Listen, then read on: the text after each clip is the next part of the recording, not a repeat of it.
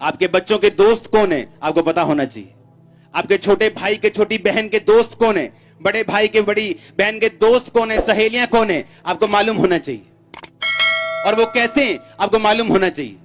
आपके बच्चे किस माहौल में पढ़ते हैं आपको मालूम होना चाहिए। क्योंकि परमेश्वर ने सिर्फ आपको नहीं चुना, उसने आपकी जनरेशन को चुना है। हालेलुया। और अगर आपको शैतान खत्म नहीं कर पाएगा तो कोशिश करेगा आपकी आने वाली जनरेशन को खत्म करे। अगर वो आपके विश्वास को हिला नहीं सकता, उसे मालूम है बहुत आगे निकल गए, वो कोशिश करेगा आपकी जनरेशन को खत्म करने की। और जो गलतियां दाऊद ने की, वो गलतियां हम नहीं करेंगे। अगर देखो मूसा ने गलती की, क्या परमेश्वर ने बोला था बोल के इस चट्टान को बोल ये पानी दे। मूसा ने जल्दी में छड़ी चलाई। परमेश्वर ने कहा अब तू कनान नहीं जाएगा। परमेश्वर ने कहा अब्राहम मैं तुझे बेटा दूंगा, तुझे वंश दूंगा। और उसने जल्दी में एक नौकरानी के साथ बेटा पैदा किया जो सदा उसके बेटे को सताता रहा। आज भी इस्माइल का वंश इजराइल के लोगों को आज भी सता रहा है। पाप का रिजल्ट इतना बड़ा है। इम्पेशेंस, धीरज ना रखना, विश्वास की कमी। और आज तक इसहाक का वंश इस्माइल के वंश के साथ लड़ रहे हैं। अगर आप मिडिल ईस्ट के देशों में, दुबई और इजराइल जैसे देशों में चले जाओगे, आपको आज भी मालूम होगा, क्योंकि वो अपने वचन से पीछे नहीं हटता। हालेलुया। इसलिए तो कहा बाइबल पढ़ो, इसलिए तो क्या चर्च में आओ। हम ऑनलाइन सुन रहे हैं जी। ऑनलाइन तब है जब चर्च बंद है, लेकिन जब चर्च खुल चुका तो ऑनलाइन उन लोगों के लिए जो बाहर है। आलसी लोग बरकत नहीं पाते। बाइबल कहती आलस एक कमी नहीं, आलस 7 पापों में से एक पाप है। आलस बोलो कमी नहीं, आलस एक पाप है। बाइबल के हिसाब से ये पाप है। आमीन। क्योंकि वचन कहता है कि हफ्ते के पहले दिन, लिखा पौलुस के कलीसिया सप्ताह के पहले दिन यानी एतवार को और ठहराए हुए दिनों में वो परमेश्वर की हुजूरी में इकट्ठे होते थे। हालेलुया। मेक श्योर कि जब आप परमेश्वर के सामने जाएं, आप फुल एफर्ट उसको दें।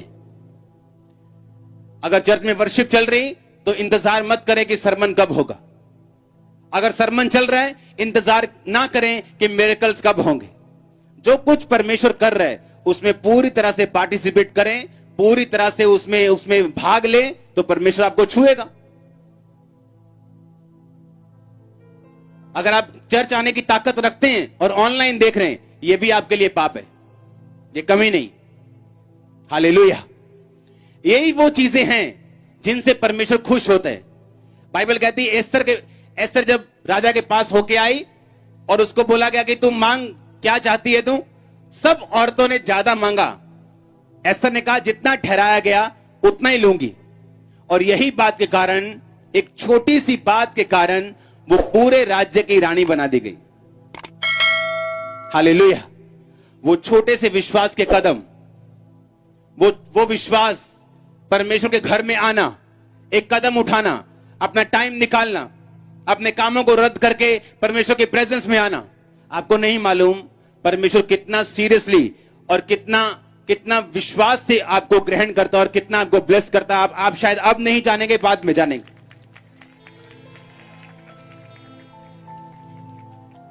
हालेलुया। हाथों को उठा के जोर से बोलो हालेलुया। फिर से बोलो जोर से, जोर से, जोर से। 7 बार बोलो हालेलुया हाथों को उठा के।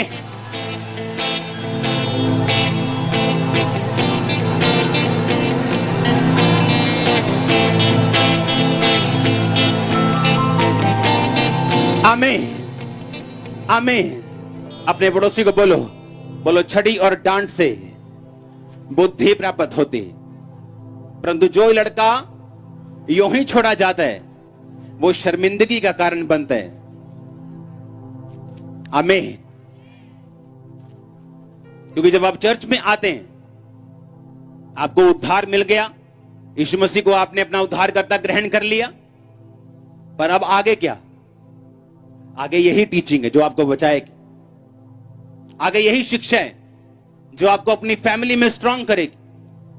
आपको मालूम होगा मेरी फैमिली में मुझे क्या करना है, मेरे पैसे में मुझे क्या करना है, मेरी स्पिरिचुअल लाइफ में मुझे क्या करना है, ताकि किसी भी तरफ से शैतान फेलियर के साथ हमारी लाइफ में एंट्री ना कर सके। मैं यीशु मसीह के नाम में आपकी लाइफ के ऊपर घोषित करता हूं, आप फेलियर ना होंगे।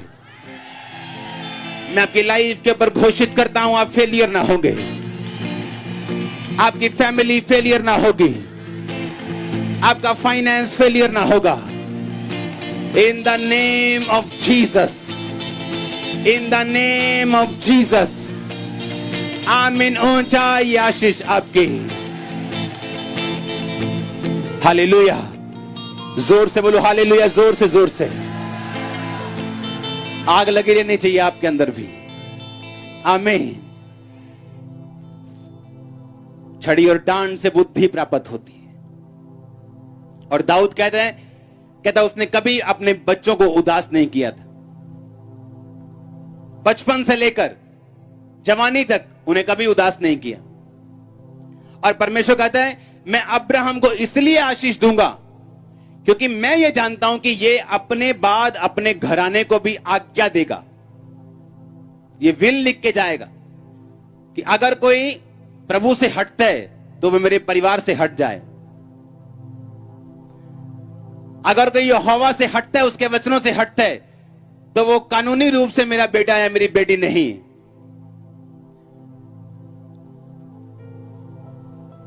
जितने जायंट्स, जितने हीरो, विश्वास के बड़े हीरो आप बाइबल में देखते हैं, उनकी बातों को फॉलो जरूर करो।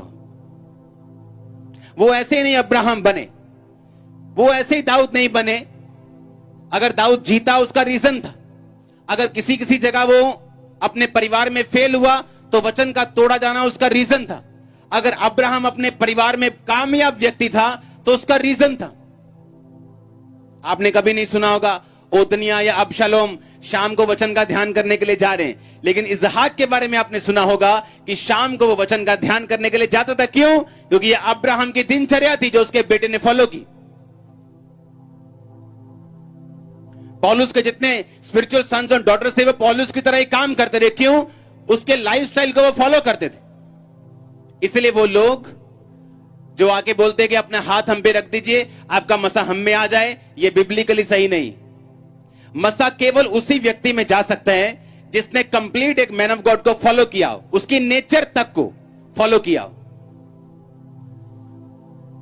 आप उससे डिसएग्री करके उसकी नेचर में सेम मसा कभी नहीं ले सकते, क्योंकि ये बिब्लिकल नहीं। हालेलुया।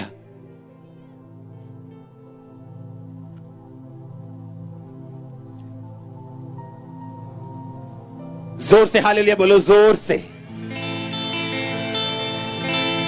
आपको समझ आ रही है? मेरे ख्याल से अच्छी तरह से आ रही है। मैंने देखा है जब एक व्यक्ति जिसपे उसके मैन ऑफ गॉड का मसा है, वो उसी तरह से कपड़े भी उसी तरह डालता है, बात भी करता है, चलता भी उसी तरह से। क्यों? ये बिब्लिकल है, ये कॉपी नहीं, ये बिब्लिकल है। ये उसकी स्पिरिट को कैच करने के बराबर है। मैं ऐसे लोगों को जानता हूं जिनके ऊपर परमेश्वर का मसा था।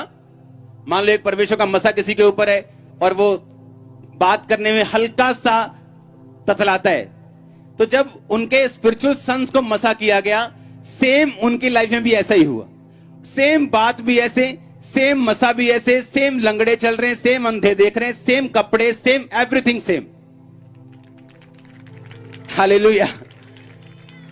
कुछ चीजें स्पिरिचुअल ऐसी हैं, अगर हम उन्हें फॉलो करें, हम अपने डिजायर्ड रिजल्ट को, जो हमारी दिल में इच्छा है जिस रिजल्ट को लेने की, वो हमारी स्पिरिचुअल लाइफ में हो, फाइनेंस में हो, हम उसे ले सकते हैं। वो परिवार में हो, वो हमारे बेटे के लिए हो, वो हमारी मां के लिए हो, वो हमारे पति के लिए हो, हम उन इच्छाओं को पूरा कर सकते हैं अगर हम सिर्फ ध्यान से बाइबल को पढ़ें, जब चर्च में आए ध्यान से वचन को सुने, जब घर जाएं जो वचन प्रचार किया गया दोबारा उसको सुने, उसको नोट करें, उस पर मेडिटेट करें, ध्यान करें, उस पर चलें।